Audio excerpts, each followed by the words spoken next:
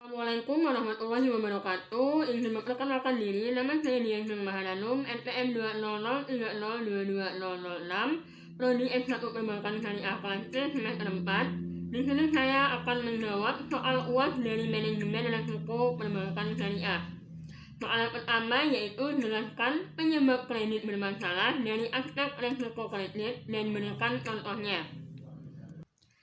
Jawabannya, dari aspek resiko kredit ada dua aspek yang menjadi penyebab kredit bermasalah. Yang pertama ada aspek kualitatif dan yang kedua ada aspek kuantitatif. Aspek kualitatif meliputi siklus bisnis dan industri menurun, tingginya ketergantungan bahan baku pada pemasok, debitur tidak memiliki keahlian di bidangnya, reputasi stakeholder tidak bagus, stakeholder tidak memiliki komitmen untuk going concern usaha perusahaan.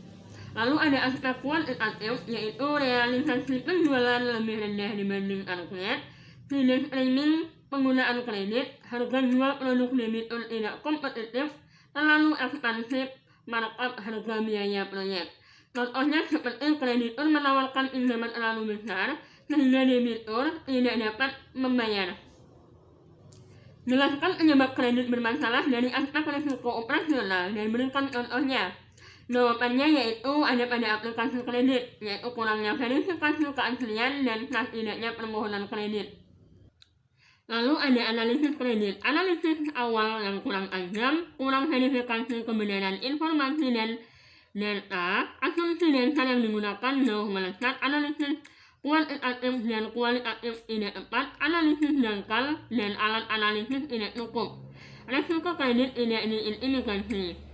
Lalu ada pencairan kredit, dokumentasi kredit cacat hukum, pencarian tanpa persetujuan otoritas, pemanfaatan kredit, jaminan belum diasuransikan, dan kunjungan rutin tidak dilakukan. Contohnya, adanya kesalahan saat menginput data oleh karyawan yang menimbulkan kerugian baik pada perusahaan, bank maupun pegawai serta nasabah itu sendiri. Lalu soal yang nomor 3 yaitu bank perlu memahami konsep sebab, kejadian, akibat sebelum melakukan proses identifikasi, pengukuran dan analisis atas resiko-resiko operasional yang dihadapi. Jelaskan konsep sebab, kejadian, akibat dan berikan contoh dari masing-masing konsep tersebut. Jawaban yang pertama, penyebab risiko operasional adalah faktor manusia, kegagalan proses internal, kegagalan sistem teknologi, dan kejadian eksternal. Sebelum dikategorikan sesuai definisi tersebut, perlu diidentifikasi akar penyebab dari kejadian terkait risiko operasionalnya. Dan dapat lebih mudah melakukan mitigasi dalam upaya mengurangi potensi kerugian akibat risiko operasional. Lalu yang kedua, kejadian. Kejadian adalah suatu hal yang terjadi dalam periode waktu tertentu dalam menetapkan suatu kejadian. Resiko ke dalam kategori tipe kejadian harus didasarkan pada akar permasalahan atau the root of cause atau kategori kejadian yang paling dominan.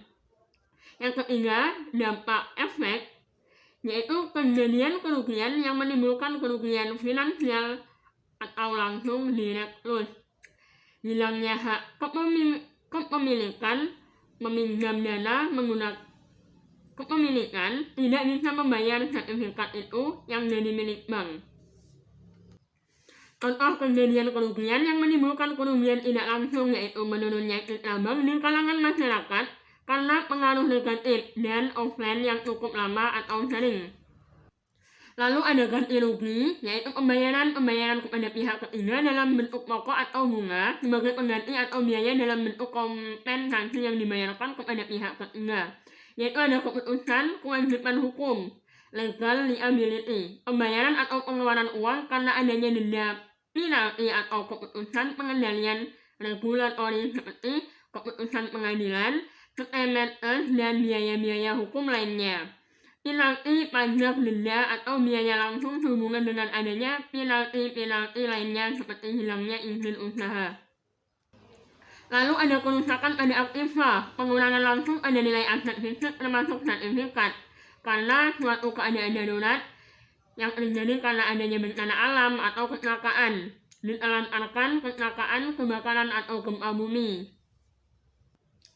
Lalu soal yang keempat, jenis kejadian sangat beraneka ragam agar data kerugian dapat digunakan secara seragam oleh industri perbankan.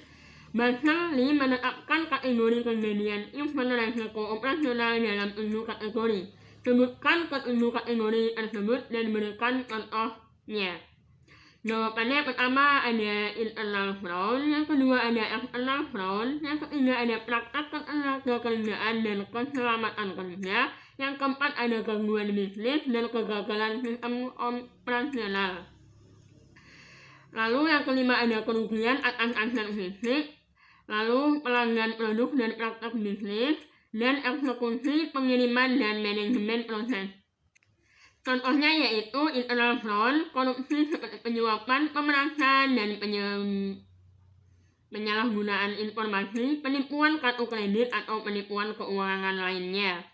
Lalu yang kedua ada external fraud, contohnya yaitu melakukan tindakan kecurangan pelanggan terhadap usaha, wajib pajak terhadap pemerintah, pemegang polis terhadap perusahaan asuransi, praktek ketenaga kerjaan dan keselamatan kerja, contohnya gangguan bisnis dan kegagalan sistem, contohnya kesalahgunaan dalam membuat laporan pada perusahaan atau bank. Lalu yang kedua ada kesalahan pada saat menginput data oleh karyawan sehingga timbul kerugian. Lalu contoh dari kerugian atas aset fisik yaitu rusaknya properti atau bangunan akibat kebakaran atau bencana alam. Lalu yang kedua ada perusakan properti karena perusahaan akibat dorongan sosial.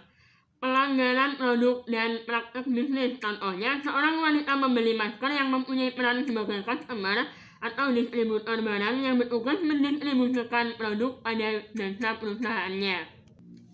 Eksekusi pengiriman dan manajemen proses, contohnya yaitu sebagai customer untuk mengirimkan barangnya untuk dijual kepada pihak konsumen. Soal yang kelima yaitu good corporate governance adalah cara yang dianggap paling ampuh untuk menjaga kestabilan pertumbuhan perusahaan. Dalam prosesnya, setidaknya ada 5 prinsip utama yang harus dipegang. Jelaskan kelima prinsip tersebut dan berikan contoh penerapan prinsip kriteria pada sebuah perusahaan. Kelima prinsip itu ada transparansi, independensi, responsibilitas, akuntabilitas, kewajaran dan kesetaraan. Contoh kriteria dalam perusahaan yaitu PT Telekomunikasi atau Telkom yang berupaya kuat dalam penerapan kriteria di lingkungan perusahaan untuk menunjang kinerja Telkom, yakni dengan mematuhi 3 prinsip. Yang pertama ada akuntabilitas, yang kedua ada keadilan, dan yang ketiga ada transparansi. Penerapan kriteria yang baik bagi seluruh perusahaan di Indonesia patut diberikan apresiasi sehingga akan lebih memotivasi perusahaan di Indonesia agar lebih maju agar mempunyai daya saing global. Sekian itu saja yang dapat saya jawab pertanyaan dari soal UAS manajemen risiko. Kurang lebihnya mohon maaf. Saya akhiri. Wassalamualaikum warahmatullahi wabarakatuh.